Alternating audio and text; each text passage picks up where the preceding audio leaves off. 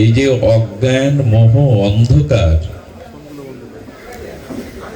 এটি ঐকান্তিকভাবে দূর করার উপায় কি, এই প্রসঙ্গেই আমরা আজকের আলোচনায় ব্রতী হব। আমাদের জীবনে অজ্ঞান মোহ হেতু বা মোহকৃত যে অন্ধকার বন্ধন, এটি মুক্তির উপায় ভাগবতজি কি বলেছেন আমাদের। সুধীজন, এই যে মোহকৃত অজ্ঞান এবং অন্ধকার, যেটি জন্ম মৃত্যু চক্র বন্ধনের কারণ, এর মুক্তির যতগুলি ভাগবত পন্থা আছে, জ্ঞান, কর্ম, যোগ এবং প্রেম ভক্তি, সর্বোপরি সর্বশ্রেষ্ঠ আর সর্ব উত্তম পন্থা হল সাধু সঙ্গ। জীবের মোহবন্ধন, মোহমুক্তি, মোহকৃত অন্ধকার, এটি দূর করবার একমাত্র উপায়, শ্রেষ্ঠ উপায় সাধু সঙ্গ। এই সাধু সঙ্গ বিষয়টি আমাদের একটু অনুধাবন করতে হবে। ভগবান কপিল দেব তার নিজ জননী দেবহতী মাকে এই প্রসঙ্গে বলেছেন ভাগবতে, যেটা কপিল গীতা নামে খুব প্রখ্যাত। ভগবান কপিল দেব তার মাকে, তার মায়ের প্রশ্ন ছিল, অনন্ত জন্ম মৃত্যু চক্রে এখনো পিপাসা যায়নি, আমার ইন্দ্রিয়ের ভোগবাসনা এখনো যায়নি, এই জন্ম মৃত্যু অভিশাপ চক্র আবর্তন থেকে কি করে আমি প্রেম ভক্তি লাভ করব, স্বরূপে ফিরে যাব, তুমি আমাকে তাই বলো। তো দেবাহুতি জননীর এই প্রশ্নে ভগবান কপিল দেব এই প্রসঙ্গটি তুলেছেন। আপনারা একটু ধ্যান দিন, মনোযোগ দিন। শতং প্রসঙ্গনাম বীর্য মমসং বিদো ভবন্তি হৃৎকর্ণ রসায়ন কথা তস্য দর্শ অপবর্গবৎপানি শ্রদ্ধা রতি ভক্তি ক্রম অনুক্রমমিষ্যতি। এখন এখানে শতাং বলেছেন, সাধু সঙ্গের কথা প্রথমেই উচ্চারিত হয়েছে। আর দেবর্ষিপাদ নারদ তো বলেই দিলেন, ভাগ্যদয়েন বহুজন্ম সমর্জিতেন সৎসঙ্গম চল অভ্যতে য পুরুষৈব। আর কি বলছেন? বলছেন যে অজ্ঞান মোহ কৃত অন্ধকার বিনাশনং ততোদয়েত বিবেক। এখানে দেবর্ষিপাদ নারদ বলছেন যে সৎসঙ্গ আজকে যারা আমরা প্রাপ্ত হয়েছি এই শুভক্ষণে, এই মাঙ্গলিক মাহেন্দ্রক্ষণে, এটি এক জন্মের ফল নয়। আমাদের জন্মের বহু পূর্ণকৃত সুকৃতি রাশি যদি একত্রিত হয়, সেটা যদি বীজ হয়, অনেক জন্মের ভাগ্যদয়েন বহু জন্ম সমর্জিতেন, অর্থাৎ আমার অতীত অনন্তকালের পূর্ণ কর্ম সুকৃতি রাশি যদি একত্রিত করে একটা বীজ হয়, তবে সেই অনন্ত জন্মের ভাগ্যের এবং সুকর্মের বা আমার জীবনের সুকৃত রাশি, সেই বীজ যখন অঙ্কুরিত হয়ে ফল বা প্রাপ্ত হয়, এই ফলটাই হলো সাধু সঙ্গ। একটু ধ্যান দিতে হবে, এক জন্মের সুকৃতিতে সাধু সঙ্গে রুচি হয় না, হরিকথায় রুচি হয় না। ভাগ্য দয়েন বহু জন্ম সমর্জিতেন, ভাগবতজি বলছেন, দেবর্ষিপাদ নারদ বলছেন। আপনি গত জন্মে বা অতীত জন্মে পূর্ণ করলে ধন, ঐশ্বর্য, বিদ্যা, জাগতিক সুখ সম্ভার বস্তু পেতে পারেন, কিন্তু বহু জন্ম, বহু জন্মের সুকৃতি পূর্ণকৃত রাশি যদি বীজ হয়, আর সেই বীজের যে বৃক্ষরূপী সারাৎসার ফল, সেই ফলই হলো সাধু সঙ্গ পাওয়া। রাধে রাধে।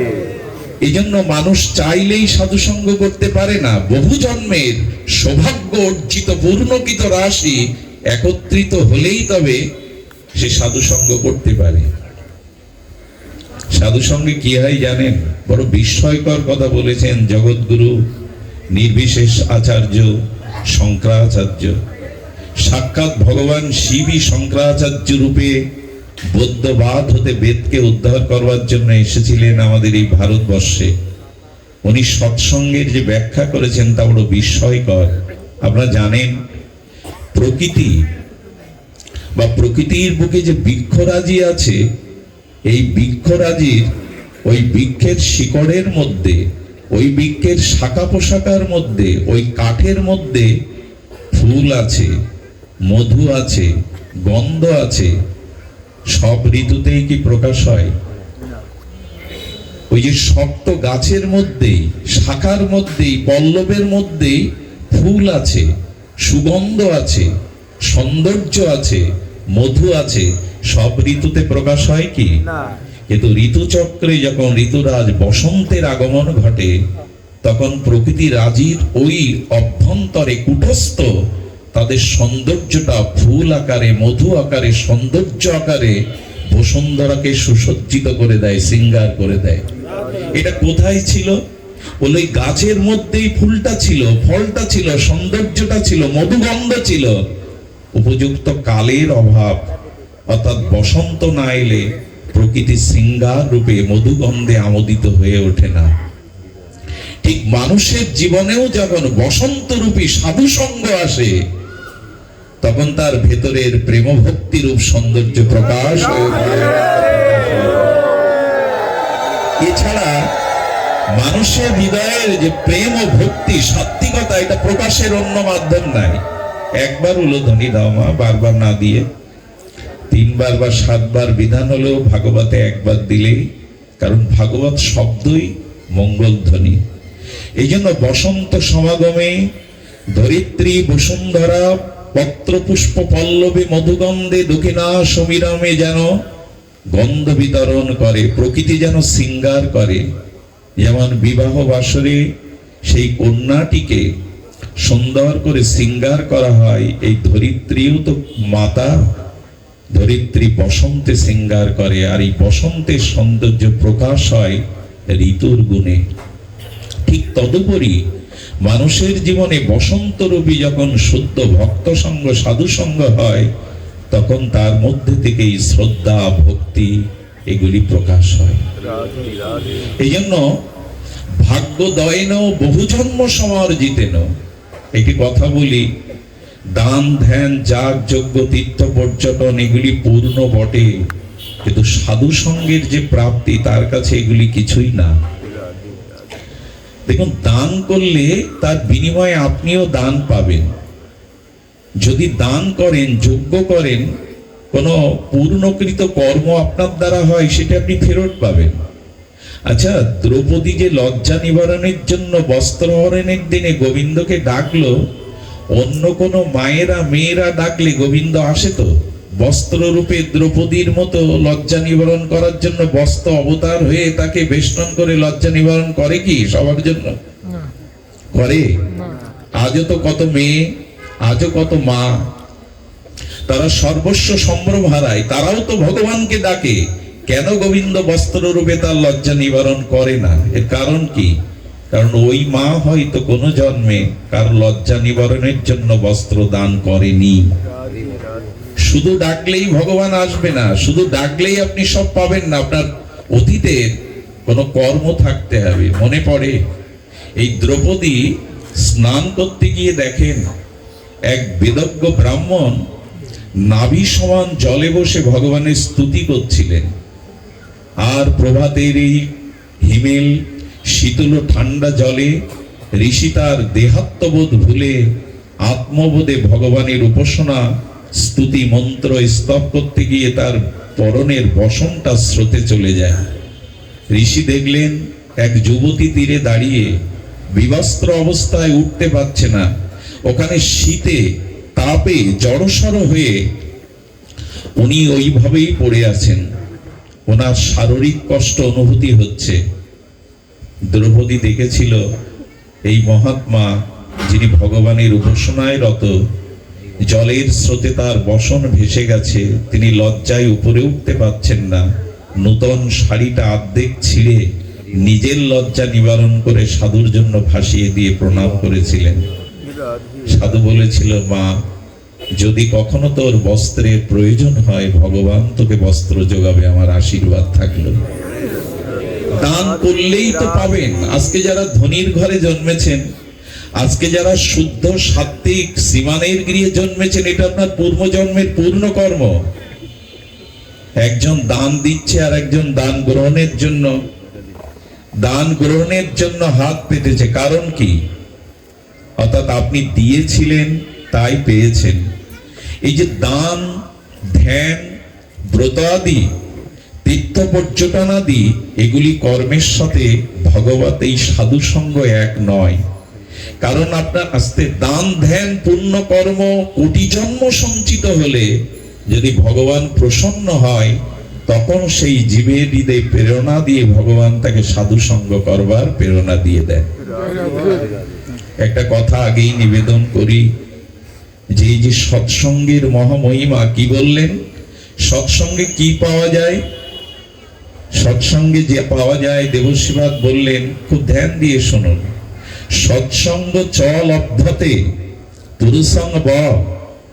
এখানে বলছেন অজ্ঞান মোহকৃত অন্ধকার ও বিনাশং।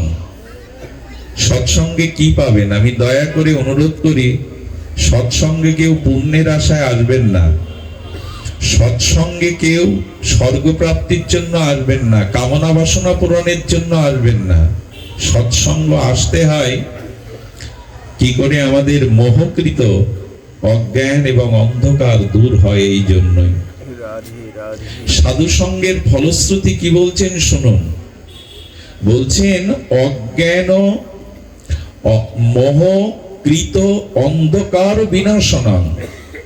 ভাগবতজি বললেন, ভাগবতে এলে আপনার অজ্ঞানতা দূর হবে, আপনার মোহকৃত অন্ধকার দূর হবে।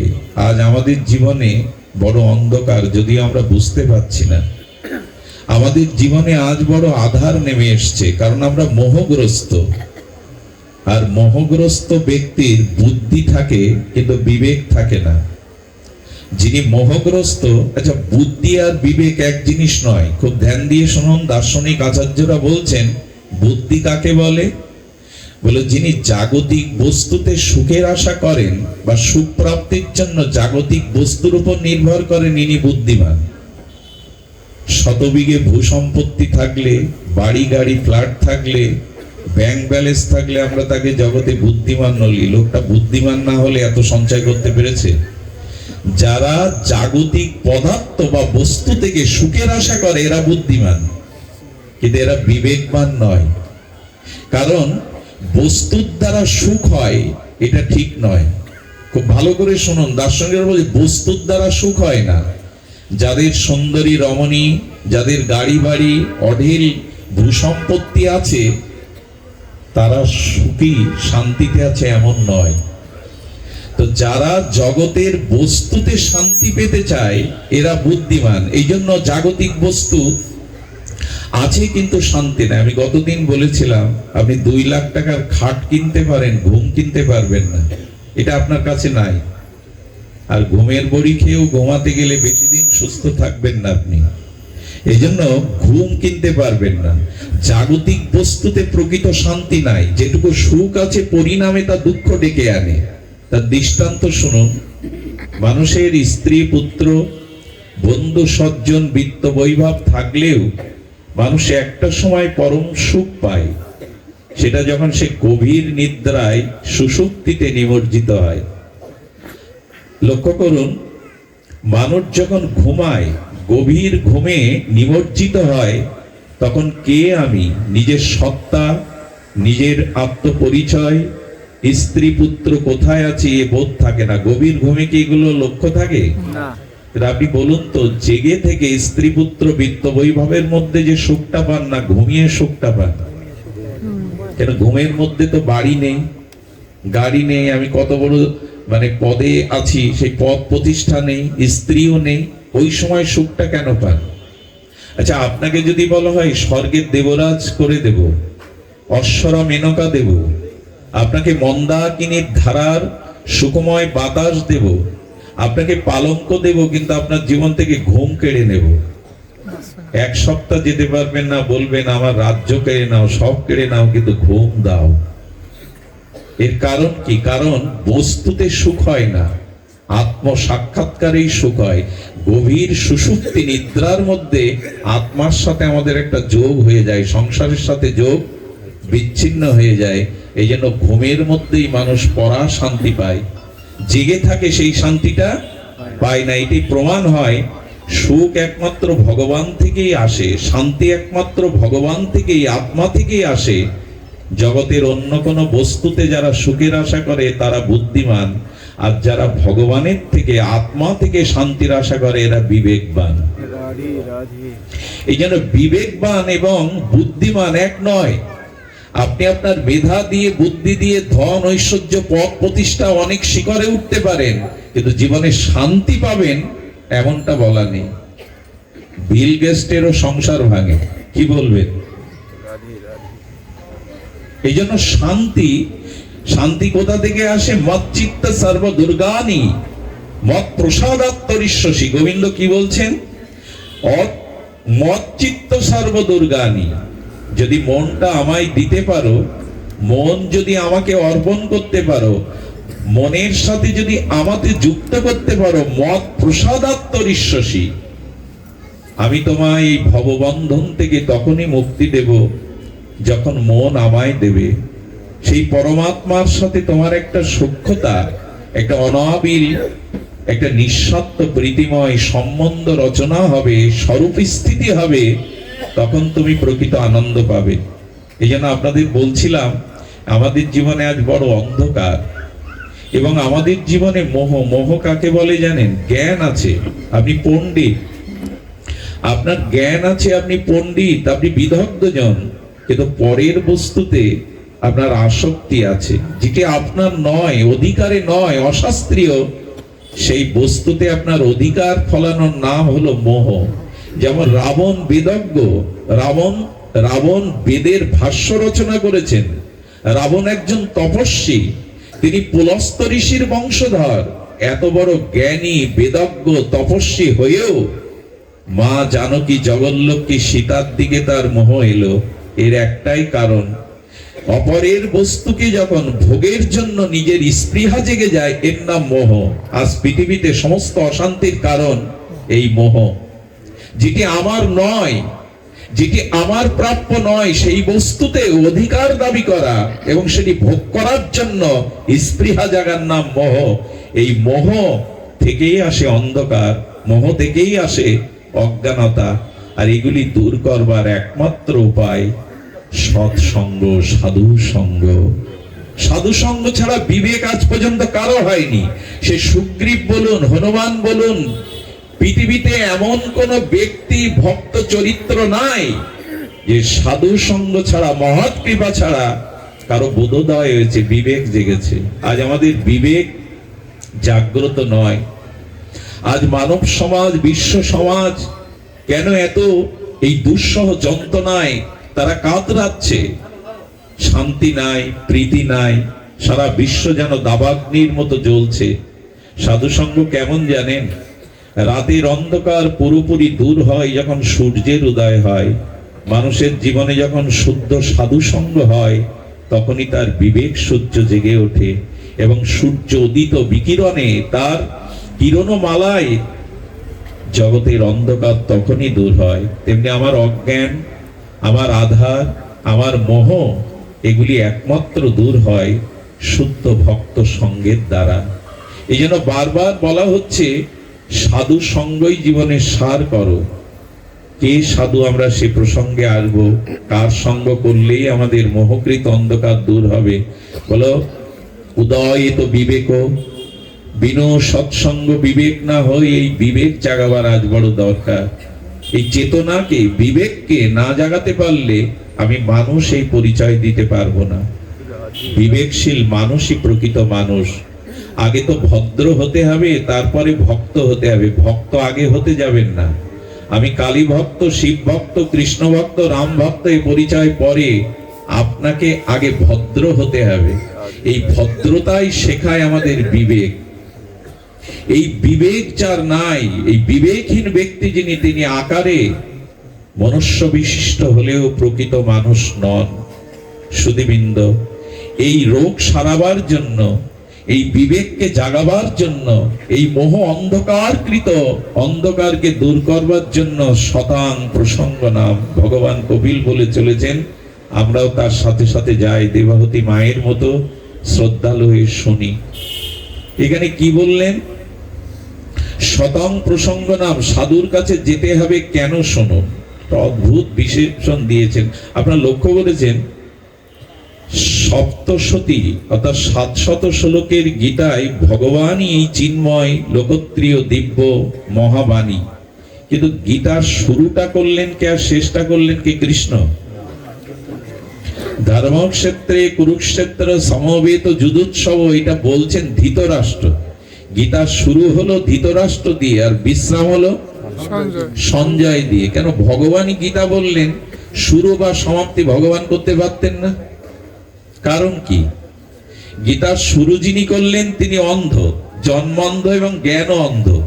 উনি জ্ঞানেও অন্ধ ধৃতরাষ্ট্র, এবং তিনি জন্মান্ধ। ভগবান বললেন আমরা যখন জগতে আসি তখন আমরা জ্ঞান, বিবেক, চেতনা এই পরিপূর্ণতা নিয়ে আসি না, তখন প্রায় অন্ধই থাকি। আমরা অবুঝ থাকি কিনা, অন্ধই থাকি কিনা, এখানে এসেই তো অর্জন করতে হয়। তো গীতা এমন একটি সার্বভৌম চিৎ বিজ্ঞান, ভগবানের অনির্বচনীয় লোকত্রিয় চিন্ময় বাণী, যে আমাদের জীবনে অন্ধত্ব নিয়েই আমরা আসি। আমরা জ্ঞান অন্ধ, আমরা চেতনায় অন্ধ, বিবেকে অন্ধ। কিন্তু গীতার জ্ঞানকে যিনি লালন পালন করেন, ধারণ করেন, তার শেষটা, তার বিশ্রামটা হয় সঞ্জয়ের মতো। সঞ্জয়কে যার দিব্য দৃষ্টি আছে। কে সঞ্জয়? যিনি একে অবস্থান থেকে সমগ্র জগৎকে দিব্য দৃষ্টির দ্বারা জানতে, অনুভব করতে পারেন। গোবিন্দ যেন বললেন সাধু সঙ্গে যদি এই ভাগবত জ্ঞান অর্জন করো তবে অন্ধত্ব থাকবে না। যাওয়ার সময়, বিশ্রাম সময়, জগৎ থেকে চলে যাওয়ার সময় তুমি দিব্য দৃষ্টি নিয়েই যেতে পারবে, ভগবান ধামেই যেতে পারবে। এই জন্য গীতার যে বাণী, ভগবান যে বারবার বলছেন মনটাকে তাকে দেওয়া। এই অনিত্য কাল কবলিত সংসারে কারা কথা বলে এত জোরে জোরে? জয় রাধে। ধ্যান দিন। বলছেন যে না সাধু সঙ্গ, এই সাধু সঙ্গে কি হয় আপনার একটা দৃষ্টান্ত মনে পড়ে, বড় বিস্ময়কর লাগে। দেবব্রত গঙ্গাপুত্র ভীষ্ম, তিনি কি বলেছিলেন জানেন? তিনি বলেছিলেন আমি যৌবনে কোনো পাপ করিনি। যে মানুষ যৌবনে, যে নরনারী যৌবনে পাপ করে না, জানবেন তিনি মহাপুরুষ, কারণ যৌবনেই পাপটা সংগঠিত বেশি হয়। ভীষ্ম বলেছিলেন আমি যৌবনে কোনো পাপ করিনি, ত্যাগ বৈরাগ্যের আমি মূর্তি হয়েছিলাম। কৃষ্ণকে বিশ্বদেবী বলছেন যে আমি 100 জন্মে পাপ করিনি, এবং যার স্পর্শ দর্শন অবগাহনে পাপ দূরায় আমি সেই গঙ্গার গর্ভে জন্মেছি। আচ্ছা, এমন ভীষ্ম, তার বীর বীর্য বিক্রম জানলে অবাক হতে হয়। বিশ্বদেবের গুরুদেব হলো ভগবান পরশুরাম। এই পরশুরামকেও বীর বিক্রমে বীর্যবত্তায় পরাস্ত করেছিলেন ভীষ্মদেব। চিন্তা করা যায়। সেই ভীষ্ম, তার সম্মুখে দ্রৌপদীর মতো কুলবধূ সতীর বস্ত্রহরণ হচ্ছে, ভীষ্ম নীরব। ভীষ্মের কাছে প্রার্থনা জানিয়েছিলেন, আকুতি জানিয়েছিলেন, হে পিতামহ, আপনি দেবব্রত, আপনি পরম জ্ঞানী, আপনি আমার লজ্জা নিবারণের জন্য এগিয়ে আসুন। ভীষ্ম মুখ নিচু করেছিল। কেন জানেন? জগৎকে জানাচ্ছেন যার 100 জন্মে পাপ নাই, যিনি গঙ্গার গর্ভে জন্মেছেন, যিনি তার গুরু পরশুরামকেও বীর্যবত্তায় পরাস্ত করেছিলেন যুদ্ধে, যিনি মৃত্যুর সময় কি বলেছিলেন জানেন? মৃত্যুরূপ একটা দেবতা আছে তো। ভীষ্ম যখন ভগবানের সেই চক্র দেখে ধনুর্বাণ ত্যাগ করে রথে পতিত হলেন, তখন মৃত্যু এসে সামনে বন্দনা করছেন। মৃত্যুকে দেখে, কালকে দেখে ভীষ্ম বলেছিলেন, আমি তোমার সাথে যাত্রী নয়, আমি গোবিন্দের সাথে যেতে চাই, চলে যাও তুমি। এই কথা কে বলতে পেরেছে জগতে? ভীষ্ম কালকে মৃত্যুকে বলছেন, ফিরে যাও, আমি গোবিন্দের সাথেই যাব। মৃত্যুকে ফিরিয়ে দিতে পারে সেই ব্যক্তি দ্রৌপদীর বস্ত্র হরণে কেন নীরব জানেন? একটাই কারণ, দুর্যোধনের মতো, দুঃশাসনের মতো অসৎ সঙ্গের মধ্যেই অবস্থান করছিলেন উনি। ওদের অন্ন খেয়েছিলেন, পাপীর অন্ন।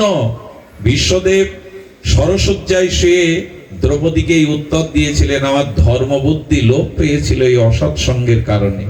আমি নিবেদন করব, একটাই জীবন পেয়েছেন, মৃত্যুর পরে আমাদের কি গতি হবে জানি না, অন্তত বেঁচে থাকাকালীন অসৎ সঙ্গ ত্যাগ করুন। জীবনে ভীষ্মের এই দৃষ্টান্ত বিস্ময়কর।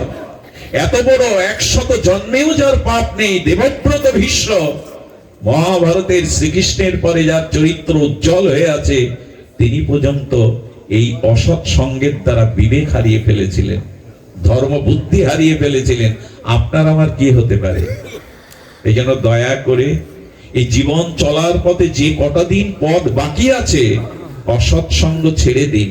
অসৎ সঙ্গ বলতে শুধু ব্যক্তি বোঝানো হচ্ছে না, যে দৃশ্য দেখলে, যেখানে গেলে, যে অবস্থানে থাকলে মনের গতি বহির্মুখ হয়, ভগবত চিন্তন, ভগবত অনুধ্যান ব্যতীত আমাদের বিষয় চিন্তায় আক্রান্ত হয় চিত্ত, এটাকেই অসৎ সঙ্গ বলে। শাস্ত্রে বলেছেন, এই জন্য আমাদের যেতে হবে কার কাছে? এই যে বারবার সাধু সঙ্গ নিয়ে বলছি, যেতে হবে কার কাছে? একটি খুব অপূর্ব কথা স্মরণে এলো, যদি হৃদয় দিয়ে শোনেন। আচ্ছা, অর্জুন বিষাদগ্রস্ত, এত বড় ক্ষত্রিয় মহাবীর, তিনি কি করেছেন? তিনি ধনুর্বার গান্ডীব ত্যাগ করে কম্পিত কলেবরে অশ্রুসজল নয়নে কর্তব্য বিমূঢ় হয়ে নিজের কর্তব্যের পথ নির্ধারণ না করতে বলছে, আমি যুদ্ধ করব না, ওরা যদি আমাকে বধ করে আমার ভাগ্য। আচ্ছা, অর্জুন রোগগ্রস্ত, অর্জুন সংশয়গ্রস্ত, কর্তব্য বিমূঢ়, কর্তব্যের পথ নির্ণয় অসমর্থ। অর্জুন কার কাছে গেল? উনি কার শরণাপন্ন হলেন? কিন্তু অর্জুনের থেকে কুরুক্ষেত্রের মহাবীর ছিলেন কর্ণ। ধ্যান দিন কথাটি। কর্ণ কার পুত্র? সূর্য নারায়ণ ভগবানের পুত্র। ভগবানের পুত্র যিনি, তিনি সাধারণ? কর্ণের থেকে বড় দাতা এই জগতে দ্বিতীয় কেউ ছিল না। কর্ণের থেকে বীর্যবত্তাও জগতে কেউ ছিল না। কুরুক্ষেত্রে ভীষ্মের পরে অন্তত কর্ণের অবস্থান ছিল।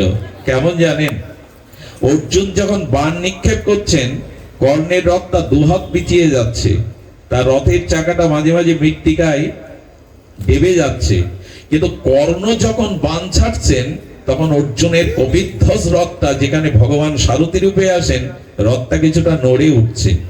যখন রথ নড়ে উঠছে, তখন কর্ণকে প্রশংসা করার জন্য শ্রীকৃষ্ণ হাতে তালি দিচ্ছেন। কিন্তু অর্জুন যখন বাণ মারছেন, কর্ণের রথটা দুহাত পিছিয়ে যাচ্ছে, ভগবান তখন নীরব। অর্জুন বললেন, বাহ, নিজের বীরত্বের অভিমান আছে তো অর্জুনের, বাহ কৃষ্ণ বাহ। আরে, আমার বীরত্ব তোমার চোখে পড়ছে না? কর্ণের তীরে, কর্ণের বীর্যবত্তে আমার রথ নড়ে উঠছে, আর আমার বাণে তার রথ পিছিয়ে যাচ্ছে, আমাকে প্রশংসা করছো না, তাকে হাততালি দিচ্ছ। ভগবান কৃষ্ণ বলেছিলেন, আমি যদি রথ থেকে নেমে যাই, আর রথের উপরে হনুমান আছে, উনি যদি নেমে যায়, কর্ণের এক বাণেই তোমার এই রথ ভস্মীভূত হয়ে যাবে, এর অস্তিত্ব থাকবে না। আমি রয়েছি বোধহয় কেবল নড়ছে, কর্ণের বীর্যবত্তা তোমার জানা নেই। কর্ণকে বধ অর্জন করতে পারতো না। এই কর্ণের পতন হলো কেন জানেন? এই কর্ণ সূর্য নারায়ণের পুত্রের পতন হলো অসৎ সঙ্গের কারণে। কর্ণ কার কাছে গিয়েছিল বন্ধুত্ব করতে? আর অর্জুন কার কাছে গেল? জয়টা কার? আমরা যাচ্ছি তো ঠিক জায়গায়? আমরাও কর্তব্য বিমূঢ়। আমার জীবনে কি করণীয় আমি সব জানি না, আমার মঙ্গলের পথ কোনটা তাও জানি না। আমি বিষাদগ্রস্ত, দুঃখগ্রস্ত, বিষাদগ্রস্ত। আমারও কার কাছে যাওয়া উচিত? আমাদের কার কাছে যাওয়া উচিত? যেতে হবে শ্রী ভগবানের প্রতিনিধি সাধুগুরু বৈষ্ণবের কাছে। ভগবান তো আর আমার জন্য রথ নিয়ে বসে নেই, ভগবানের প্রতিনিধি শ্রী গুরু বৈষ্ণব রূপে ভগবানের করুণা জগতে দুই ভাবে নেমে এসেছে, এক সাধুগুরু রূপে, বৈষ্ণব রূপে, আর গুরু রূপে। এদের কাছে যান। জীবনের যদি পথ চান, জীবনের যদি মোহকিত অন্ধকার দূর করে এই জন্ম মৃত্যু চক্র থেকে নিষ্কৃতি চান, দয়া করে ভগবানের কৃপা যার উপরে বর্ষিত হয়েছে সেই শুদ্ধ মহাত্মা সাধুগুরুর কাছে যান। এরাই আপনার জীবনের মঙ্গলময় পথ রচনা করে দিতে পারে। কর্ণের মতো এত সম্ভাবনা বিনষ্ট হয়ে গেল। জানেন, কর্ণের বুদ্ধি এমন জায়গায় পৌঁছেছিল, কর্ণই দুর্যোধনকে বলেছিল দ্রৌপদীকে বিবস্ত্র করে তোমার উরুর উপরে বসাও। এই পরামর্শটা কর্ণের ছিল। এত অধঃপতন হলো ভগবানের পুত্রের, সূর্যনারায়ণের পুত্রর, শুধুমাত্র অসৎ সঙ্গের কারণে। আমি বারবার যে কথাটা আমার বলবার অভিপ্রায়, যে কথাটা, আসুন আমাদের জীবনে এই যে বারবার বলা হচ্ছে সৎসঙ্গের কথা, ভাগ্য দহেন বহু জন্ম সমার্জিতেন সৎসঙ্গ চল অভ্যাতে পুরুষান বয়। না না, বহু জন্মের স্বীকৃতি না হলে সাধু সঙ্গ পাবে না। সুধীবৃন্দ, অর্জুনের জীবন, অর্জুনের মোহ দূর করলেন ভগবান। আমার কি মনে হয় জানেন, রোগ হলে কি বাড়ি বসে থাকতে হয়? কার কাছে যেতে হয়? ডাক্তারের কাছে যেতে হয়। ডাক্তার যদি অভিজ্ঞ হয়, রোগ নির্ণয়ে যথার্থ অভিজ্ঞতা থাকে তার, এবং সঠিক ঔষধ যদি তিনি প্রয়োগ করেন, তখনই রোগ সারে। কিন্তু ডাক্তার যদি অনভিজ্ঞ হন, রোগ নির্ণয়ে অসমর্থ হন, ভুল ওষুধ প্রয়োগ করেন, আমাদের জীবনেও যদি সৎগুরু সৎ সাধুর কাছে না যায়, তাহলে আমাদের রোগ তো সারবে না, বরঞ্চ সরে যেতে হবে, সব শেষ হয়ে যেতে হবে। দৃষ্টান্ত কর্ণ, দৃষ্টান্ত কর্ণ। এই জন্য দয়া করি, কারণ সাধু সঙ্গ ছাড়া চিত্ত শুদ্ধ হয় না। আর চিত্ত শুদ্ধ না হলে এই যে ভগবানের নাম আমরা করছি না, শুনছি না, এটা ধরে রাখতে পারবো না। একটা দৃষ্টান্ত দেই। আকাশ থেকে যখন ঝড়ো ঝড়ো স্বচ্ছ বৃষ্টি নেমে আসে, বৃষ্টির জলটা শুদ্ধ কিনা, স্বচ্ছ কিনা? কিন্তু যখন ড্রেনের জলে পড়ে, কাদায় পড়ে, কর্দমাক্ত কাদায় পড়ে, জলটা শুদ্ধ থাকে কি? কিন্তু ওই জলটা যখন প্রস্ফুটিত সরোবরের পদ্ম পাতার উপরে পড়ে, জলটা শুধু স্বচ্ছ দেখায় না, মুক্তার মতো দেখায়। এবং কচুর পাতায় বা পদ্মের পাতার উপরে জলবিন্দু কণা উঠলে মুক্তার মতো ঝকঝক করে। বৃষ্টির জল একইভাবে নেমে এলো, শুধু পাত্রের কারণে, পাত্রের গুণের কারণে কোনোটা মুক্তার মতো, কোনোটা অস্বচ্ছ দেখাচ্ছে। তেমনি আমাদের জীবনে এই ভাগবত জ্ঞান, এই হরিনাম, এই ভাগবত চেতনা, এগুলি যদি শুদ্ধ হৃদয় না হয়, ওখানে গিয়ে ক্রিয়া করবে না, এটা উজ্জ্বল হবে না। এই জন্য মহাপ্রভুর প্রথম শিক্ষাষ্টকের বাণী, চেত দর্পণ মার্জনা। আগে মনটাকে পরিষ্কার করো। অনেক জন্মের আবর্জনা, কামনা, বাসনা, ভোগ প্রবৃত্তি, কুসংস্কার তোমার মনে আছে প্রবৃত্তি রূপে, স্বভাব রূপে। মনটাকে মার্জন করো। আর ঠাকুর মশাই বলেছেন, মনকে মার্জন করার একমাত্র উপায় হলো এই হরিকথা শ্রবণ, সাধুমুখে হরিকথা শ্রবণ। ভজন হয় মার্জন। যদি কখনো কোনো স্বীকৃতিতে সাধুমুখে হরিকথার সৌভাগ্য পান, জানবেন সেই দিন আপনার চিত্ত নির্মল হবে। ধুনতি সামলং কৃষ্ণ সলিলাস্য জাত শরত। ভগবতজি বললেন, বর্ষার পঙ্কিল জল খাল, বিলে, পুকুর, পুষ্করণীতে ঘোলা থাকে, কিন্তু বর্ষা ঋতুর পরে শরৎ ঋতুর শুভাগমনে, শরৎ যেই এলো, সেই দেখবেন কাক চক্ষুর মতো খাল, বিল, নদ নদীর জলগুলো স্বচ্ছ হয়ে যায়। একটা ঋতুর গুণে বর্ষার পঙ্কিল ঘোলা জল শুদ্ধ হয়ে যায়। তেমনি যার জীবনে শুদ্ধ সাধু সঙ্গ, শুদ্ধ হরি কথা প্রবেশ করেছে, তার হৃদয় শুদ্ধ হবেই, এই জন্য বললেন চিত্তকে নির্মল করার উপায় একমাত্র সাধু সঙ্গ, সৎসঙ্গ। সুধীজন, আচ্ছা, গোপীরা একটা অপূর্ব কথা বলেছেন। গোপীকৃত কথা তো মহামার্মিক কথা। গোপীরা তাদের গোপীগীতে বলেছেন, হে গোবিন্দ, হে প্রাণনাথ, হে মনোহর, হে সুন্দর, হে ব্রজেন্দ্র নন্দন, আমাদের এই চক্ষু তুমি দিয়েছো, এই চক্ষুর ফললাভ হলো, চক্ষুর ফলপ্রাপ্তি হলো তোমাকে দর্শন করা। দেখুন আমাদের এই যে আখি বা চোখ, এর সার্থকতা ভক্ত ভগবানকে দর্শন করা, এটি শ্রেষ্ঠ দর্শন। ব্যর্থ দর্শন নষ্ট হয় এই শ্রেষ্ঠ দর্শনের দ্বারা। মধু পেলে আর চিটেগুড় কেউ চায় না। যদি ভগবান আপনার নয়ন কোণে তার অরিন্দম সুন্দর সচ্চিদানন্দময় মাধুর্য মূর্তি একবার নয়ন মনে লেগে যায়, অন্য রূপ আর আপনার ভালো লাগবে না। আপনাদের মনে আছে বৃন্দাবনে একজন অন্ধ রূপে এসেছিলেন ললিতা সখীর আবেশ অবতার স্বামী হরিদা। ইনি হলেন আমাদের কৃষ্ণদাস। তো ইনি অন্ধ হয়েছিলেন। সুরদাস, ভুল হচ্ছে আমার বারবার, সুরদাস নামটি হবে সুরদাস। সুরদাস অন্ধ ছিলেন। আর এই অন্ধ ভজন করতে করতে চলেছেন, সামনে বড় কুয়ো, গর্ত, আর সেখানে কত বিষাক্ত কীট পতঙ্গ আছে। যেই পড়তে যাবে আর গোবিন্দ এসে হাত ধরেছে, আরে বাবা পড়ে যাবে পড়ে যাবে। গোবিন্দ ভজন শুনছিলেন ওনার সামনে দাঁড়িয়ে। এই সুরদাস ইনি হলেন ললিতা সখীর আবেশ অবতার।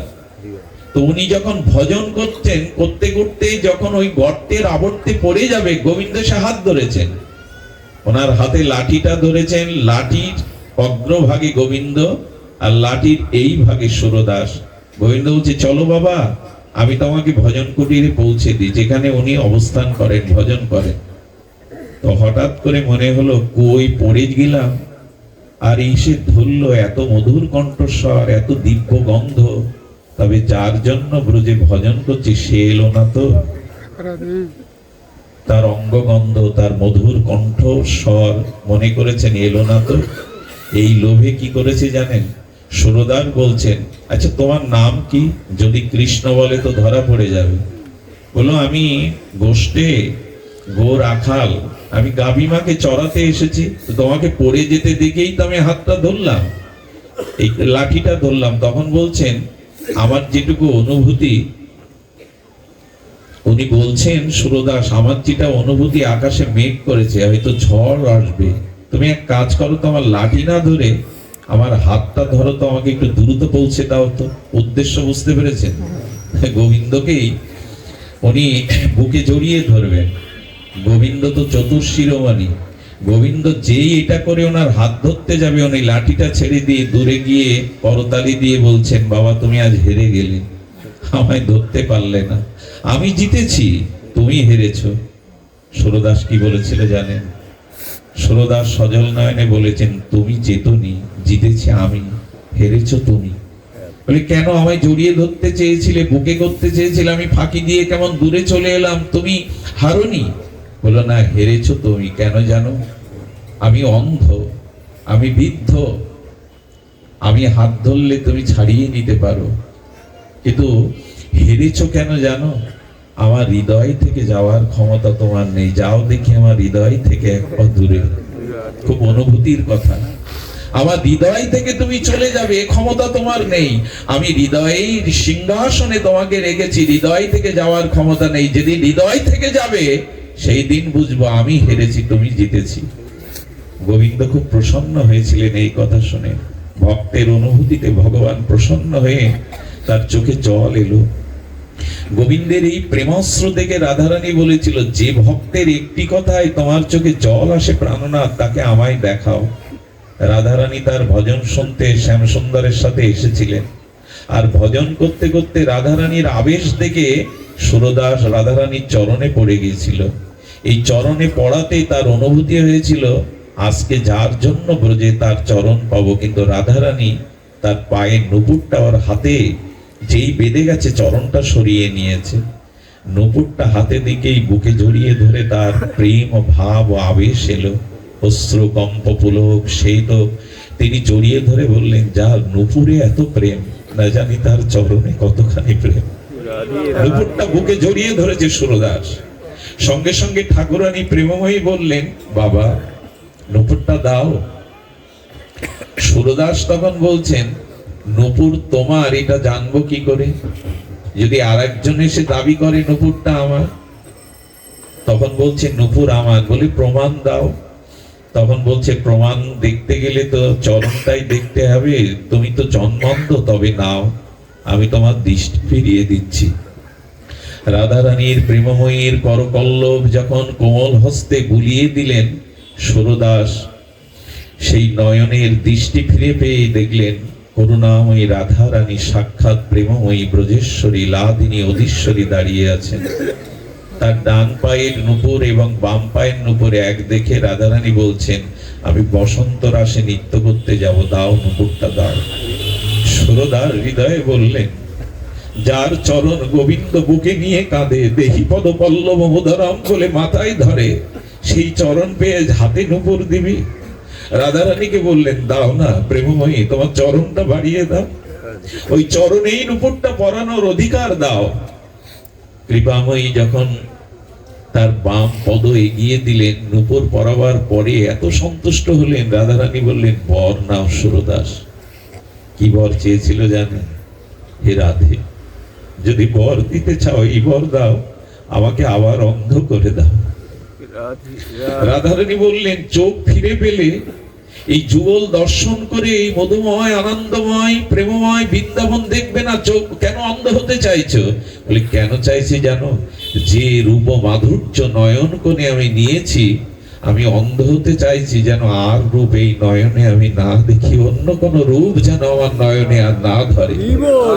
এই কথাটা আপনাদের দুর্বল করবার জন্য বলা না, আসলে আমরা যেখানেই যেতে চেয়েছি সেটি হলো যদি একবার এই মাধুর্য আপনার চিত্তে লেগে যায়, এই জগতে আর কোন রূপ আপনার নয়নে ধরবে না, আর কোন রূপ আপনার নয়নে ধরবে না।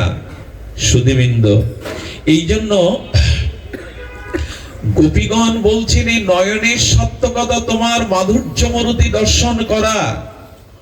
গোপীগণের এই কথা ব্যাখ্যা করেছেন আমাদের আচার্যরা, টিকাকারগণ, অভূতপূর্ব অশ্রুতপূর্ব। একটু ধ্যান দিয়ে শুনুন।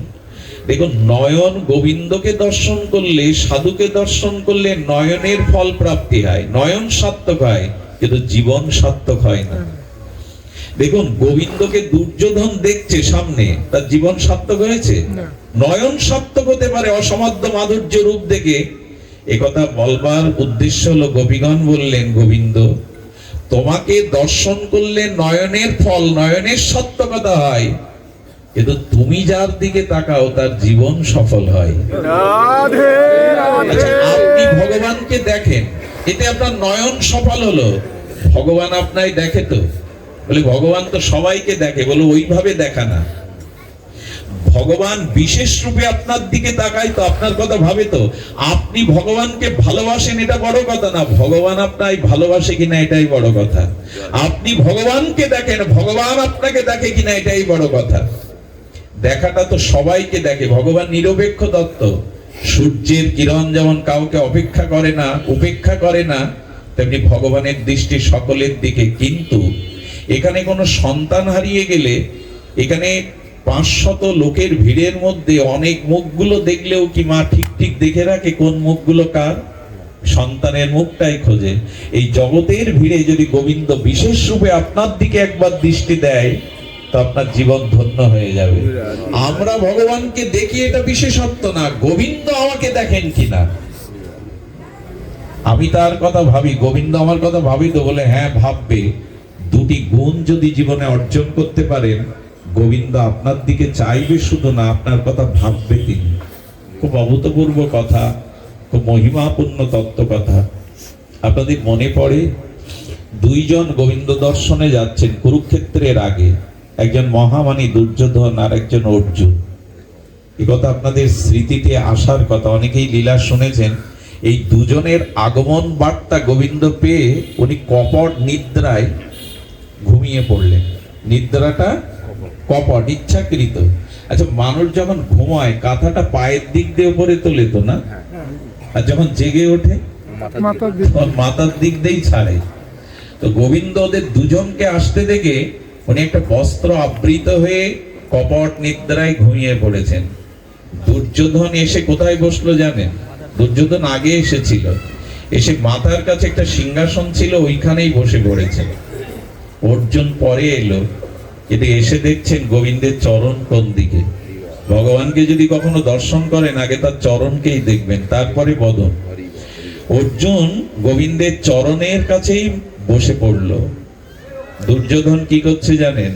দুর্যোধন, আমি গতদিন বলেছিলাম শীতলা বাড়িতে মানুষের চঞ্চলতা বোঝা যায়। কেউ বসে যদি পার উপরে পা দিয়ে পা নাচাতে থাকে, পাশে গুরুজন আছে কি সম্মানী মর্যাদা সম্পন্ন কেউ আছে, এই স্মৃতি তার থাকে না, এই জ্ঞান থাকে না।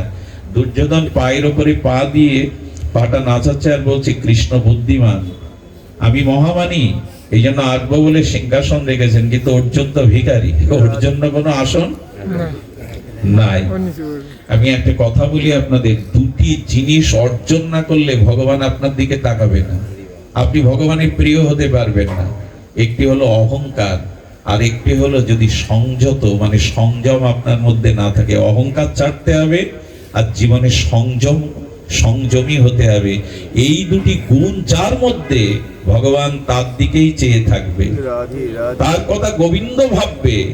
গোপীদের কথা ভুলতে পারেননি, দ্বারকায় গিয়ে মথুরায় গিয়ে বালিশ ভিজাতেন রাত্রে ভগবান, রাধা রাধা বলে গোপী গোপী বলে কেঁদে উঠতেন ঘুমের মধ্যেও, ভুলতে পারেননি ওদের।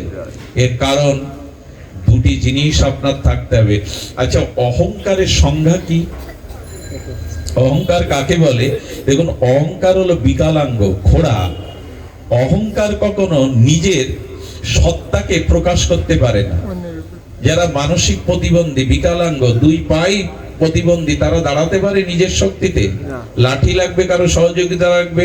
অহংকার তেমনি অপরকে ছাড়া নিজেকে প্রকাশ করতে পারে না। কেমন? আমি ধনী, এই জন্য অহংকার। আমি পণ্ডিত, এই জন্য দেখবেন প্রতিবন্ধী যেমন অন্য কাউকে ভর করেই নিজে প্রকাশ করে, তেমনি অহংকার প্রতিবন্ধীর মতো, খোড়ার মতো অন্যকে ধরেই তার আমার ধন আছে, আমার রূপ আছে, আমার পাণ্ডিত্য আছে, অন্যকে দিয়েই তো অহংকারটা প্রকাশ করে। ধন আছে বলে আমি ধনী, এই অহংকার। সবার না থাকলে কারো তো থাকে। এই জন্য অহংকার সবসময় অন্যকে কেন্দ্র করে নিজেকে প্রকাশ করে। আমি ধনী, আমি মানি, আমি পণ্ডিত, আমি জ্ঞানী, আমি অমুক। এই অভিমান যার আছে, গোবিন্দ বললেন তাদের দিকে কোনোদিন আমার দৃষ্টি যায় না। আমি আমার দৃষ্টিতে তাকে প্রেম ভরে কখনো দেখি না। অহংকারীকে গোবিন্দ বারবার বলেছেন এইটি পতনের কারণ। দুর্যোধনের মধ্যে সেটি ছিল। আর কি ছিল না? দুর্যোধনের সংযম ছিল না। যে দুর্যোধন দ্রৌপদীর বস্ত্র হরণ করতে গেল, আর অর্জুনের জীবনে দেখুন, অর্জুন বসেছে কোথায়? চরণের কাছে মাটিতে বসে কি ভাবছে জানেন? আহা, যদি ওই রাঙা চরণ একটু সেবা করে তাকে সুখ দিতে পারতাম। জীবনে যদি অভিমান দূর না হয়, দৈন্য আপনার মধ্যে না আসে, দৈন্যই অভিমান দূর করে। দৈন্য যদি না আসে, দীনতা যদি না আসে, অভিমান যদি দূর না হয়, গোবিন্দের চরণের কাছে আপনি বসতেই পারবেন না। অর্জুন বসে বসে ভগবানের রাঙা চরণের, রাতুল চরণের দিকে, সেই ধ্বজঙ্কুশ দিব্য চিহ্নিত চরণের দিকে চেয়ে মনে মনে ভাবছে যদি চরণ সেবা করতে পারতাম। সুধীবৃন্দ, সংযম এবং নিরহংকারী এই দুটি গুণ না হলে গোবিন্দ তাকাবে না, চাইবে না, আপনার কথা ভাববে না। তার দৃষ্টান্ত দেখুন, অর্জুন একবার স্বর্গে যায়। ওখানে দেবরাজ ইন্দ্রের কাছে একটা অস্ত্রবিদ্যার জন্য অর্জুন যান। তো রাতের গভীরে আর স্বর্গের মন্দাকিনীর পারিজাত পুষ্প কাননে উর্বশী মেনকা কামোদ্দীপ্ত হয়ে শৃঙ্গার করে অর্জুনকে প্রেমের প্রস্তাব দিয়েছিলেন। অর্জুন খাট থেকে নেমে এসে প্রণাম করে বলেছিলেন, আপনি দেবতাদের মনোরঞ্জন করেন, এই হেতু আপনি আমার মা জননী, আমাকে আশীর্বাদ করুন। যে স্বর্গের মেনকাকেও কামোদ্দীপ্ত ভাবেও মা বলে প্রণাম করতে পারে, এরাই তো গোবিন্দের চরণে বসার যোগ্য। আচ্ছা, গোবিন্দ যখন উঠলেন বস্ত্র সরিয়ে, কার দিকে দৃষ্টি গেল? এই দেখুন, নির্দেশ দিচ্ছে ভগবান এই লীলার দ্বারা, এক এক লীলাতে ভগবান 7-8টা ক্রিয়া প্রকাশ করেন, মহিমা তত্ত্ব প্রকাশ করেন। গোবিন্দ জগৎকে বলল, দুর্যোধনের মতো অহংকারী হয়ে, অসংযমী হয়ে যদি আমার মাথার কাছেও বসো, তোমার দিকে আমার দৃষ্টি যাবে না। গেল কি দৃষ্টি? যার ভিতরে সংযম আছে, যার ভিতরে নিরহংকার আছে, সেবা ভাব আছে, আমার দৃষ্টি জগতে তার দিকেই যায়। আমাদের এই দর্শনগুলো সাধারণ নয়। উঠেই যখন অর্জুনকে বলছেন কখন এসেছো, অর্জুন কুশলে তো? এদিক থেকে অভিমানী দুর্যোধন বলে বসলো, আগে আমি এসেছি কথাটা আমার সাথে বলাই আগে উচিত, কিন্তু গোবিন্দ বললেন আগে তো আমি অর্জুনকেই দেখেছি। এর পরিণতি কি আপনারা জানেন। চাইতে কি হয় তা অর্জুনই শিখিয়েছে। হে জাদু, হে কেশব, হে জনার্দন, তুমি আমার জীবনের রথের সারথি হও। সুধীবৃন্দ, দুর্যোধন ভেবেছিল কত বোকা, আরে কত বোকা, যুদ্ধক্ষেত্রে নিরস্ত্র কৃষ্ণকে আমি পুতুলের মতো কেন নেব? আরে হাতি দাও, ঘোড়া দাও, এতক্ষণই সেনা দাও, এটাই তো বুদ্ধিমানের কাজ। এইখানেই ভাগবত আমাদের শিক্ষা দিল, গীতা শিক্ষা দিল, জীবনে যদি চাইতেই হয় পরমকে চাও, যাকে পেলে আর পাওয়ার অপেক্ষা থাকে না, যাকে লাভ করলে আর লাভের কোনো অবশেষ থাকে না। জং লব্ধা চাপরং লাভং মান্নাতি নাধিকাং তত যস্মিন স্থিত ন দুঃখেন গুণাল্লভী বিলাসতে। ওগো ভগবানকেই চাও। অর্জুন সেটাই চাইলো। তোমার হাতি ঘোড়া সৈন্য আমি চাই না, তুমি সারথি হও। আর ভগবানকেই যদি সারথি করতে পারেন এই দেহরূপ রথের জীবন চলার পথে, তবে ভগবান সেই দায়িত্ব কি করে পালন করেছিলেন তা বড় বিস্ময়কর। অর্জুন কুরুক্ষেত্রের যুদ্ধে রথে পড়েই বলছেন, কেশব, সামনে গুরু দ্রোণাচার্য, সামনে পিতামহ ভীষ্ম, তাদের বাণের কাছে আমি কিছুই না। অর্জুনের এই অবস্থা দেখে গোবিন্দ দুটো হাত জড়িয়ে কি বলেছিল জানেন? অর্জুন, ওই বাণগুলি তোমার বুকে বিদ্ধ হওয়ার আগে যাতে আমার বুকে আসে, এই জন্যই তো আমি আগে দাঁড়িয়ে আছি সারথি রূপে। জানেন, কুরুক্ষেত্রের অনেক বাণ এসে গোবিন্দের গায়ে লাগে। গোবিন্দের এই প্রেমময় তনু ধুলা ধূসরিত হয়ে যায়। ভগবান জগৎকে জানালেন যে আমার প্রতি পূর্ণ সমর্পিত হয়ে জীবন রথের সারথি করে আমায়, আমি কি করি জানো? শুনলে অবাক হতে হয়। আচ্ছা, অর্জুন যুদ্ধের পরে তার তাঁবুতে গিয়ে শুয়ে পড়তেন, আর কৃষ্ণ কুরুক্ষেত্রের এই যুদ্ধের দিনে কোথায় থাকতেন জানেন? সারথীদের যেখানে থাকবার জায়গা। অবাক হতে হয়, ঘোড়ার ঘাসগুলো, ঘোড়ার জলগুলো অর্জুন না, ভগবানই খাওয়াতেন। জগৎকে দেখালেন আমি জগদীশ্বর হলেও যে আমার প্রতি পূর্ণ আত্মসমর্পণ করে, জেনে রাখো তার সব দায়িত্ব আমি নিজে জগৎ সেবক বহন। আর জগৎ বিধাতা, বিশ্ব সৃষ্টিকর্তা, তিনি অর্জুনের রথ পরিষ্কার করছেন, ঘোড়ার জল খাওয়াচ্ছেন। এ দায়িত্ব কেন নিলেন?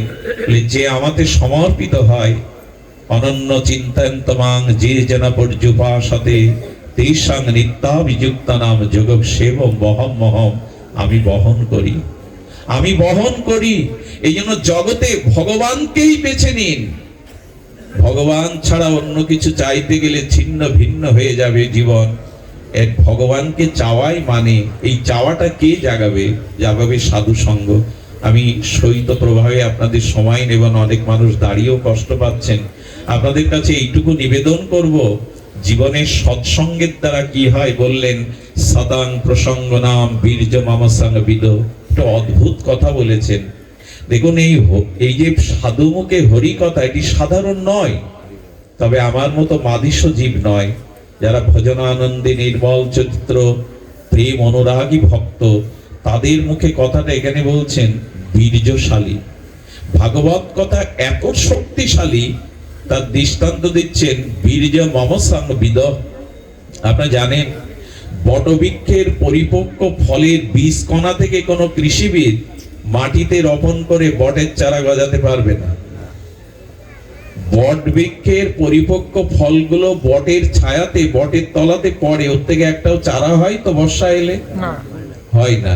কিন্তু কোনো পাখি যখন ওই বীজ কণা ভক্ষণ করে, পাখির উদরে গিয়ে ভীষণ তাপের দ্বারা ওই যে শক্তিশালী লালাটা বীজে মিশে যায়, তখন পাথরের উপরে, প্রাচীরের উপরে, ভাঙা গাছের উপরে ফেললে ওখান থেকে বটের চারা অঙ্কুরিত শুধু হয় না, ওইখান থেকে কি হয়, চারাটা বেঁচেও থাকে। আচ্ছা, বীজের গতি কোন দিকে? বীজ ফেলি আমরা কোন দিকে? নিচের দিকে তো, খেতে। আর যখন অঙ্কুর হয় তখন বীজের বা অঙ্কুর উদ্গম গতি কোন দিকে যায়? উপরের দিকে। ঠিক তেমনি শাস্ত্র বলছেন সাধু মুখের একটি হরিকথার বীজ আপনার কর্ণ দিয়ে নিচে অর্থাৎ হৃদয়ে যাচ্ছে। যদি সাধুমুখ হরিকথার বীজ হৃদয়ে যায়, হরিকথা প্রেম ভক্তির বৃক্ষ হয়ে সেটা স্বরূপ রাজ্যে পড়ে যাবে বৈকুণ্ঠ। কারণ বীজের গতি নিচের দিকে কিন্তু বৃক্ষের গতি ঊর্ধ্বের দিকে।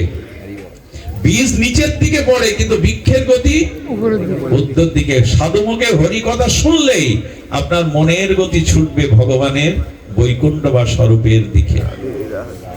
এখানে লক্ষণীয় বিষয় হলো পাখির উদরে তার পাকস্থলীর এই লালাটা এত ভীষণ শক্তিশালী যে পাথরের উপরেও অঙ্কুর উদ্গম হয়ে ওঠে বটের চারা। আমাদের বলছেন কপিল ভগবান দেবাহুতি মাকে, মা সাধুমুখে হরিকথাও তেমনি এমন বীর্যবত্ত, ওটা হৃদয়ে গেলেই প্রেম ভক্তির অঙ্কুর হবে, প্রেম ভক্তির বৃক্ষ অঙ্কুরিত হবে। আরেকটি অদ্ভুত কথা বলেছেন, হৃৎকর্ণ রসায়না। আহা, এটি বলেই আমি বিশ্রাম করব। অপূর্ব কথা, ভাগবতের বিশেষণ দিয়েছেন তিনটি। কৃষ্ণ দ্বৈপায়ন বাদারায়ণী তিনি বলছেন ভাগবত কথার তত্ত্বকে উনি তিন ভাবে ব্যাখ্যা করেছেন। ভাগবত বিশেষণ তিনটিতে দিয়েছেন। নিগম কল্পতরুর গলিতং ফলং সুখ মুখদ অমৃত দ্রব সংযুতম পিবত ভাগবত রসমলয়ম মোহরহ রসিক ভুবি ভাবুকা। কি বলছেন? ভাগবত কথা যদি সাধুমুখে শোনার ভাগ্য কোনোদিন হয়, তবে সেই নির্মল চিত্র ভজনানন্দী সরস হৃদয় সাধুমুখে যে হরিকথা, সেই হরিকথা ভাগবত কি জিনিস না ফল, রস, অমৃত, এই তিনটে বিশেষণ দিয়েছেন। কি কি বলা হলো? ভাগবত হলো ফল, ভাগবত হলো রস, ভাগবত হলো অমৃত। এই যে বিশেষণ দিলেন, ফল কেন বলে জানেন? আচ্ছা, আম্র বৃক্ষ আছে, তার মূল শাখা পোশাকা আছে, তার মূল অর্থাৎ শিকড় আছে, লতা পাতা আছে, কিন্তু আম পাওয়া যাবে তো? আমের আস্বাদন পাওয়া যাবে তো? আম বৃক্ষকে চিবালে, লতা পাতা চিবালে, শাখা চিবালে, শিকড় চিবালে আমের স্বাদ পাওয়া যাবে তো? আমের মধ্যে যে পুষ্টিটা আছে তা পাওয়া যাবে তো? আম আস্বাদ্য অমৃত, আম রসাস্বাদনে যে পুষ্টি হয় সেটা পাওয়া যাবে না, গাছে পাওয়া যাবে না, পাতায় পাওয়া যাবে না, শাখা পাওয়া যাবে না। আর আমের মধ্যে যে পুষ্টিগুণ, তুষ্টিগুণ, আর আম পেলে ক্ষুধা নিবৃত্তি হয়। গাছ থেকেই আম হয়, তবে ফলে ছাড়া গাছের কাণ্ড, শাখা প্রশাখায় এই তিনটে জিনিস নাই, তুষ্টি, পুষ্টি, ক্ষুধা নিবৃত্তি। ভাগবত হলো সর্ব বেদান্ত, সর্ব শ্রুতি স্মৃতি, এই শাস্ত্রের ফল হলো ভাগবত। শ্রুতি স্মৃতি উপনিষদ এটি বৃক্ষ বটে, কিন্তু ফল হলেন ভাগবত। বৃক্ষটা রোপণ কেন করেন, যত্ন কেন করেন? বৃক্ষের জন্য, ফলের জন্য। মানুষের জীবনের যে প্রেম ভক্তির ফল, এটি দিতে পারে ভাগবত। কিন্তু এখানে ভুলে গেলে চলবে না, এখানে ভুলে গেলে চলবে না, গাছ বাদ দিলেও কিন্তু আবার ফলের অস্তিত্ব পাবেন না। তাই বেদ, বেদান্ত, স্মৃতিশ্রুতি এগুলো মায়ের মতো, মা ছাড়া কি সন্তান দিতে পারে? তাই ওদেরকে, ওই বৈদিক তত্ত্বকে বজায় রেখে বেদের সারাৎসার ভাগবতের ফল আস্বাদন করো। নিগম কল্পতরুর গলিতং ফলাং। এবং দ্বিতীয় বলেছে রস। আজকের অনুষ্ঠানে একটা সার কথা শুনুন, জগতের যে রস, এই রস আমাদের চিরদিন প্রীতিবদ্ধন করে না। এই জগতের একটা নিয়ম কি জানেন? যেখানে আপনার সুখ না হবে, আপনার অনুকূলতা না পাবেন, সেই বস্তু আপনার আর প্রিয় থাকবে না। আবার বলি কথাটা, জগতের কোন বস্তু, ব্যক্তি, পরিস্থিতি, ঘটনার মধ্যে যদি নিজের অনুকূলময় কোন সুখ না পান, সেই বস্তু আপনি দূরে ছুঁড়ে ফেলে দেবেন, ওই বস্তু আর আপনার প্রিয়। এই জন্য ভগবান ছাড়া, ভক্তি ছাড়া, ভজন ছাড়া কোনো কিছু প্রিয় হতে পারে না। লক্ষ্য করুন, অনেক বৃদ্ধ যারা যন্ত্রণায় রোগশয্যায় কাতরাচ্ছে, তারা এই প্রিয় শরীরটাকে পর্যন্ত আত্মহত্যা করতে বাধ্য হয় এই যন্ত্রণা থেকে মুক্তি পেতে। মানুষের প্রিয় তার শরীর কি প্রিয় নয়? একে ত্যাগ করে কেন জানেন? এর দ্বারা আমার আর সুখ হচ্ছে না। আচ্ছা, যে খাদ্য আপনি খুব ভালোবাসেন, সেই খাদ্যটা যদি দূষিত হয়ে যায়, সেই খাদ্যটা যদি খাদ্যের অনুপযোগী হয়ে যায়, যতই দামি খাদ্য হোক, ওটা পচে গেলে আর খাবেন? মানে যেখানে যে বস্তুতে যে সম্পর্কে আপনার সুখ না হবে, অনুকূলতা না পাবেন, সে বস্তু আর জগতে আপনার কাছে প্রিয় থাকবে না। স্ত্রী হোক, পুত্র হোক, এই জগতে এই একই অবস্থা। এই জন্য জগতে কোনো বস্তুতে, কোনো ব্যক্তিতে পুরোপুরি অনুকূলতা জীব কখনোই পায়নি, পাওয়া সম্ভব নয়। এই জন্য বললেন প্রেম ভগবানের সাথে ছাড়া জগতের কোনো বস্তুর সাথে হয় না। কারণ জগতের কোনো বস্তু, এই যৌবনটাই তো দেখতে দেখতে হারিয়ে যায়, শরীরে জরাগ্রস্ত হয়ে যায়। আর আপনজনের কাছ থেকেই তো মানুষ বেশি ব্যথা পায়। নিজের সুখ না পেলে, নিজের অনুকূলতা না পেলে আর আপনাকে কেউ ভালোবাসবে না। এটা কবে বুঝবো জানেন? যেদিন সাধুমুখে হরিকথাতে আমার বিবেক জাগবে। বিবেক না জাগলে এটা বোঝা যাবে না। এই সংসার বড় নিষ্ঠুর। এই সংসারে আপনার সুখ না পেলে সেই বস্তু আর আপনি রাখবেন না। কিন্তু ভগবান বললেন, আমাকে যে জীবনে কখনো ডাকিও নি, আমাকে যে ভালোবাসে না, বরঞ্চ আমাকে মানেও না, আমার সমস্ত ভালোবাসা আমি তার জন্য দিয়ে রেখেছি।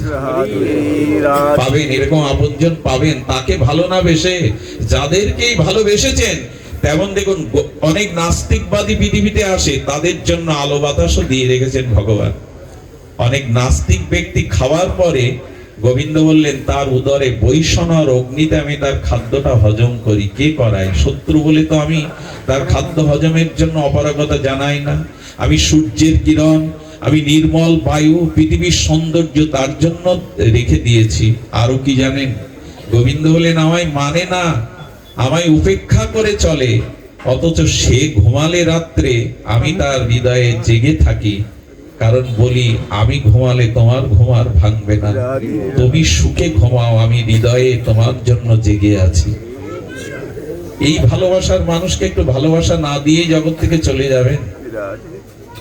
পিতামাতা রক্ত মাংসের দেহ দিতে পারে, আত্মা দিতে পারে না। আত্মাটা ভগবানের থেকেই আসে, এটা তার অংশ। পিতামাতা আমাদের রক্ত মাংসের প্রপঞ্চ শরীরটা দিতে পারে, আত্মা দেওয়ার ক্ষমতা পিতামাতার নাই। আত্মা আছে বলেই সব আছে। সেই আত্মা রাম, আত্মা রামেশ্বর, ভগবানকেই মনটা দেওয়া, ভালোবাসাটা দেওয়াই হলো এই সাধুমুখে হরিকথার ফল। এখানে যারা শুনছেন তারা অনুভূতি করুন, এই জগৎকে ভালোবেসে আজ পর্যন্ত কেউ কিছু পাননি। যাদের ভালোবেসেছেন তারাই আপনাকে একদিন ব্যথা দেবে। মানুষ ব্যথা পায় আকাশ থেকে না, মাটি ফুঁড়ে ব্যথা আসে না। যন্ত্রণাটা পায় মানুষ প্রিয়জনের কাছ থেকে। যাদের জন্য জীবন যৌবন সর্বস্ব দিয়েছে, ব্যথাটা তাদের কাছ থেকে আসে। কিন্তু যাকে ব্যথা দিলেও আমাকে আনন্দ দেয়, এই জন্য মনে হয় বিশ্বকবি বলেছিলেন, তুমি মোর আনন্দ হয়েছিলে আমার খেলায়, আনন্দে তাই ভুলেছিলাম কেটেছে দিন হেলায়। কবিগুরু বলতে বলতে এও বলেছেন, সুর দিয়েছ তুমি, আমি তোমার গান তো গাইনি। এই দেহ তুমি দিলে, অস্তিত্ব দিলে, কিন্তু তোমার গান গাওয়া অর্থাৎ ভজন সাধন হলো না। আমার হিয়ার মাঝে লুকিয়েছিলে, আমি দেখতে তোমায়, আমি বাহির পানে চোখ মেলেছি, হৃদয় পানে এই আমার দশা। আমি সারা জীবন জগৎকে দেখলাম, বাহিরকে দেখলাম, হৃদয়ে যে তিনি আছেন, হৃদয়ের ধন, তাকে দেখলাম না। অনুরোধ করবো আপনাদের, এই ভগবানের দিকে দৃষ্টি ফিরাই হলো ভাগবত। কারণ যার নাম রূপ লীলা শ্রবণ হয়, তার প্রতি প্রীতি অনুরাগ চলে যায়। হৃৎকর্ণ রসায়ন এই ভাগবত কথা। হৃৎকর্ণ কেন জানেন? হৃদয় মানে, আচ্ছা, হৃদরোগ সারিয়ে দেয় ভাগবত। কি সারিয়ে দেয়? হৃদরোগ। সাধুমুখে হরিকথা হৃদরোগ মানে আবার হার্টের রোগ ভাববেন না।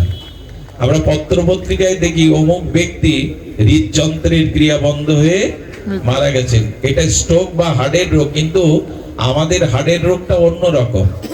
হার্ট মানে, হৃদয় মানে মন। আচ্ছা, এই মন আপনার না আপনি মনের? আমি মনে। আমি যদি আপনাদের কাছে এটা জিজ্ঞাসা করি হাত জোড় করে, যে মন আপনার না আপনি মনের?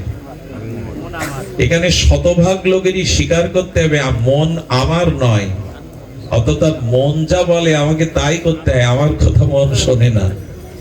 আমার হলে তো সে আমার মত মতো চলতো, আমার কথা শুনতো। আমরা মনকে জয় করতে পারিনি, বরঞ্চ মন আমাদেরকে গ্রাস করে বসেছে। মন যা বলে আমি তা আমরা তাই করি। এই জন্য মনের একটা রোগ কি জানেন? মন চঞ্চল, মন ভগবত দিকে যেতে চায় না, বহির্মুখী। ভাগবত শ্রবণ করলে এই হৃদরোগ সেরে যায়, অর্থাৎ মন তখন ভগবানের হয়ে যায়, আমার ভক্ত তখন ভগবানের হয়ে যায়। কারণ এই হৃদয়ে অসংখ্য কামনা বাসনা, অসংখ্য কামনা বাসনা এই হৃদয়ে আছে। এই জন্য মন আমার হতে চায় না, আমার আদেশ মন মানে না। আর এই জন্য আমাদের মন বিষয় ভাবনায় দুর্বল হয়ে গেছে, প্রেম ভক্তিতে দুর্বল হয়ে গেছে। ভাগবত হলো রসায়ন। রসায়ন কাকে বলে? রসায়ন ঠিক ঔষধ না, আবার ঔষধ না এমনটা বলা যাবে না।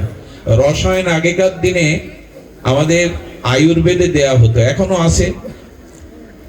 রসায়ন কাকে বলে? ভাগবতকে রসায়ন বলছেন ভগবান কবির। কেন?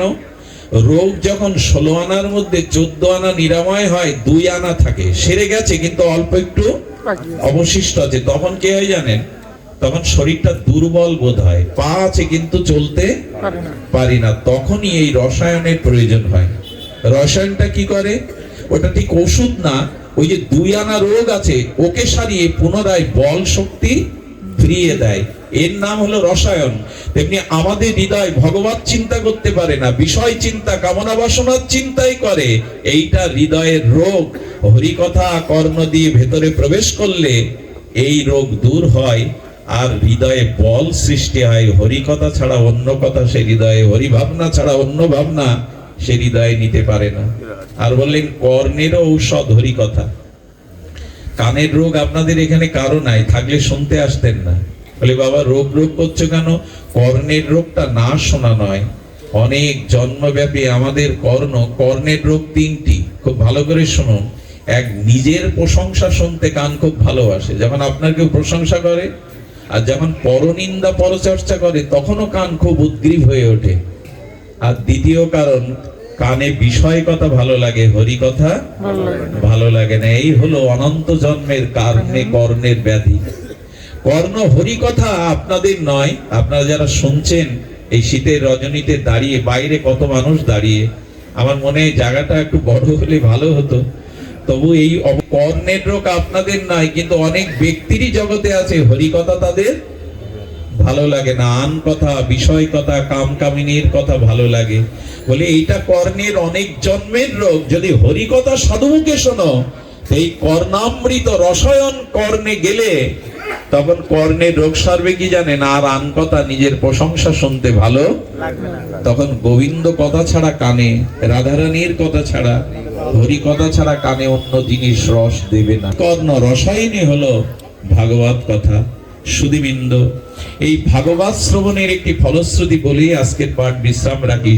শুনুন, যেখানে হরি কথা হবে, শুদ্ধ ভক্ত মুখে যদি হয়, নির্মল চিত্ত সাধুর মুখে যদি হয়, তবে সেই হরি কথায় আপনার জীবনে মহা কল্যাণ বয়ে আনবে। ছোট্ট একটা লীলা বলে আজকের পাঠ বিশ্রাম করি। সুধীজন, এই হরি কথার মহামহিমা আর হরিনাম শুনতে যেতেন, আপনারা বহুবার শুনেছেন। লীলাটি আমার হৃদয়কে খুব ভিজিয়ে দেয়, স্নাত করে দেয়। এই নবদ্বীপেই ছিলেন মাধব। এই মাধব ছিলেন জন্মান্ধ। একটু ধ্যান দিন, আমি 5 মিনিটেই বিশ্রাম করছি। মাধব ছিলেন জন্মান্ধ, কিন্তু হৃদয়ের দৃষ্টি তার খোলা ছিল। মাধব তার ছোট বাচ্চাটাকে, ছেলেটাকে, কিশোর ছেলেটাকে বলছে, কিরে মহাপ্রভু কীর্তন করেন, শিবাসাঙ্গিনায় আমাকে একটু নিয়ে যাবি না? আমি তো অন্ধ, পুত্র তো জ্যোষ্ঠী সম হয়, নে না আমাকে হাত ধরে নিয়ে যা। এই ছেলেটার হাত ধরেই এই মাধব 7 দিন শিবাসঙ্গনের বাইরে মহাপ্রভুর কীর্তন শুনতেন, বা যখন হরি কথা হতো শ্রবণ করতেন। একদিন ঝড় বৃষ্টির রাতে আসতে গিয়ে বাচ্চাটার বুকে ঠান্ডা লেগে যায়। যখন তার অসুখ হয়, 550 বছর আগে হোমিওপ্যাথি বা এই অ্যালোপ্যাথি চিকিৎসা এত বিস্তার লাভ করেনি, বা তখন সৃষ্টি হয়েছিল কিনা আমার জানা নেই, কিন্তু তখন কবিরাজি ঔষধ ছিল। তো যখন এই শিশুটা শ্বাস উঠেছে, 3 দিন ধরে তার আর নিঃশ্বাসের অবস্থা নেই, মৃতপ্রায়, তখনই তার মা ডেকে ডেকে এই অন্ধ তার পতিকেই বলেছিল, আজ তোমার কারণে আমি আমার সন্তান হারাতে বসেছি। কেন হরি কথা শুনতে, কেন নাম শুনতে নিয়ে গেছিলে আমার খোকাকে? বলে ঔষধ আনো। বলে যার কাছে গিয়েছে তান্ত্রিকরা বলেছে মহাপ্রভুর হরিনাম হরিকথাই তো তোমাদের ঔষধ, আমরা তোমাদের ঔষধ দেব না। তখন মহাপ্রভুর বিরুদ্ধে এমন একটা নবদ্বীপে প্রচার হয়ে গেছিল, কারণ শাক্ত যারা ছিল, অন্যান্য মতে যারা ছিল, তারা মহাপ্রভুর হরিনামকে মেনে নিতে পারেননি, তারা কেউ ঔষধ দেয়নি। সন্ধ্যায় ঝড় উঠেছে আর সন্তানের শসও উঠেছে। এই মৃত্যুর সময় যখন মুমূর্ষ সময়, তখন বলছেন আমি অভিশাপ দেব নিমাইকে, আমি নিমাইকে গৌরকে অভিশাপ দেব। আজ তার কাছে তার নাম শুনতে গিয়ে আমার সন্তানকে হারাতে হচ্ছে, আমি মা একমাত্র অবলম্বন। হঠাৎ শুনলেন ওই ঝড়ের মধ্যে পথচারী নগর সংকীর্তনে মহাপ্রভু আজানুলম্বিত বাড়িয়ে হরিনাম করতে করতে যাচ্ছে। সামনে আঁচলটা ধুলায় ধূসারিত হয়ে মা দুবাহু প্রসাদিত করে বলে, দাঁড়াও নিমাই, তোমার হরিনাম শুনতে, তোমার সঙ্গ করতে গিয়ে আমার ছেলে আজ মৃত প্রায় মুমূর্ষ। আমি এক বিন্দু ওষুধ মা হয়ে তার গালে দিতে পারিনি। আমি অভিশাপ দিচ্ছি তোমায়, সন্তান হারা মা হয়ে আমি যেমন কেঁদে কেঁদে ফিরবো পাগলিনীর ন্যায়, তোমার যেন সংসার সুখ না থাকে, তুমিও যেন আমার মতো এমনি করে কেঁদে কেঁদে ফিরো। নিমাই হাত জোর করে বললেন, মা আমায় তো অভিশাপ দিলি না মা, আজকে তোমায় আশীর্বাদই দিলি। আমি চেয়েছিলাম কবে সংসার সুখ জলাঞ্জলি দিয়ে কৃষ্ণ বলে কাঁদতে পারবো, কাঁদাতে পারবো। তুই তো আমাকে অভিশাপ না আশীর্বাদই দিলি। ঘরে ছুটে গিয়ে যখন মৃতপ্রায় সন্তানকে বুকে করেছে, ভগবানকে অভিশাপ দিলে কি মন ভালো লাগে? হঠাৎ একটা রমণী আঁচলে করে কি যেন নিয়ে এসে বলছে, ও মা, মা তোমার সন্তানের জন্য ঔষধ এনেছি, ওর গালে দাও। ওই আঁচল থেকে এক বিন্দু যখন তার জিহ্বায় দিয়ে দিল, বিশ্বাস করুন সঙ্গে সঙ্গে এই মাধবের পুত্র সুস্থ সবল হয়ে মাকে জড়িয়ে ধরে বললে, মা আমার জিহ্বায় তুমি কি দিলে? আর আমার কোনো ব্যাধি নেই, আর কোনো যন্ত্রণা কষ্ট নেই। সঙ্গে সঙ্গে রমণীকে জড়িয়ে ধরে বললেন, বল এই মহা ঔষধি তুই কোথায় পেয়েছিস? কি বলেছিল জানো মা? তুমি একটু আগে যাকে অভিশাপ দিয়ে এলে, সেই মহাপ্রভুর চরণ ধুলি আমি তোমার সন্তানের জিহ্বায় দিয়েছি, আর কিছু না মা, আমি আর কিছু দেইনি, তার ধুলিটাই তোমার আজ এই তোমার সন্তানের জিহ্বায় দিয়েছি। ও মা, মা কাঁদছে, আমি অভিশাপ দিলাম। সুধীবৃন্দ, সেদিন থেকে এই অন্ধ বলেছিল, আর বাধা দেবে না তো, আর হরি নামে হরি কথা শোনায় বাধা দেবে না তো? বলে, বাধা নয়, পারলে আমাকেও নিয়ে যেও। যেখানে হরিকথা হয়, যেখানে সাধু সঙ্গ হয়, সেখানে আমাকেও নিয়ে যেও। আমাদের ভরত বলেছিল, রঘুগণকে, রঘুগণ সূর্যের উপাসনা তপস্যা যাগযজ্ঞ করে প্রেম ভক্তি পাবে না, বিনা মহত পাদ রজং অভিষেকম। যদি কোনোদিন নিষ্কিঞ্চন কোন ভক্তের পায়ের ধুলি মাখতে পারো, অভিষেক হতে পারো, সেই দিন তোমার ভক্তি হবে রঘুগণ। যদি কোন শুদ্ধ ভক্তের চরণ ধুলি শ্রীঅঙ্গে মাখতে পারো, বিনা মহত পদরজ অভিষেকম। এইখানে আমরা ভুলে যাই, তর্ক এনে অবিশ্বাস এনে ভুলে যাই প্রকৃত ভগবানের প্রিয় ভক্তের চরণ ধুলি যদি অঙ্গে অভিষেক করা যায়, সেই দিনই প্রেম ভক্তি হবে, এছাড়া দ্বিতীয় পদ নাই। এই জন্য মহাপ্রভু পর্বত সমান তপ্ত কাঞ্চন অঙ্গ ধুলাই লোটাচ্ছে। আসলে মহাপ্রভু ধরিত্রীতে কার পদধূলি মাখছেন? ভক্তদেরই পদধূলি মাখছেন। তাই আসুন তর্ককে দূরে রেখে সাধুকে হরিকথা শুনে কবে সাধুর চরণ ধুলি মাখবে আমার গায়ে। এই শুদ্ধ ভক্তের দৃষ্টি যেদিন পড়বে, শুদ্ধ ভক্তের চরণ ধুলিতে যেদিন আমি অভিষিক্ত হতে পারবো, সেই দিন প্রেম ভক্তি হৃদয়ে উপচি হবে। আজ এইটুকুই। এই তীর্থলোকের এই সঙ্গের পরিধি, এর ব্যাপ্তি বিস্তার আরো বেড়ে চলুক। খুলনা এই মহানগরীর